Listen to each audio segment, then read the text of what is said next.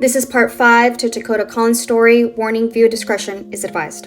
The teachers would send Takoda to the nurse who would assist with these issues. However, McLean strongly refused help and was angry at any attempt of the staff to intervene on behalf of his child. Only on multiple occasions, McLean called in rage with the school for intervening. McLean strictly instructed the nurses could not see Takoda for any reason. Takoda was the only child with whom the nurse had a post note in the office saying Takoda had not been seen by the school nurse.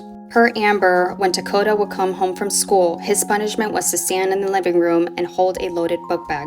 On weekend days, if Takoda did not have a good report, Takoda could be forced to stand in this position in the living room for the entire day. Although Takoda originally had a bedroom in the home, he lost that room after Amber and McLean took custody of the 3-year-old. The 3-year-old was giving all the toys, clothes, and everything that Takoda had passed down to him. Takoda was sent to the attic. McLean was angry with Horace Mann and blamed the school for repeatedly sending child services to his house. However, when child services did come, the family was prepared. McLean and Amber instructed Jennifer and Takoda on how to act when they knocked on the door. Jennifer and Takoda were to stay behind the locked door and not be heard. Her child services would schedule a time for their return. McLean and Takoda prepared to answer their questions. He was to tell them nothing and act happy. McLean blamed the school for Takoda and their intrusions, would take out his rage on Takoda, beating, throwing, kicking him, and body slamming him.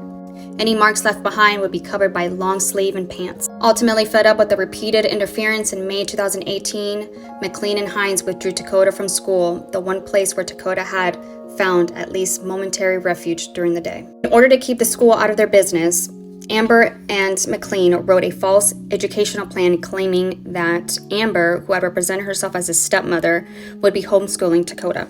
By then, Takoda was largely confined to the attic for majority of every single day. Originally, he had an entire attic. However, in November 2018, Takoda would launch himself through the attic window, leaving the McLeans with no options to take Takoda to Children's Hospital. At the time, there was no allegations of abuse, and social workers treated Takoda in the presence of McLean and Amber, who again represented herself as his mother. After his visit to Children's Hospital, Takoda was moved to the basement, while McLean walled off the windows in the attic. When Takoda returned to his attic, confinement was now a smaller area and deprived of external light. After McLean made sure Takoda was locked in the attic to avoid his escape.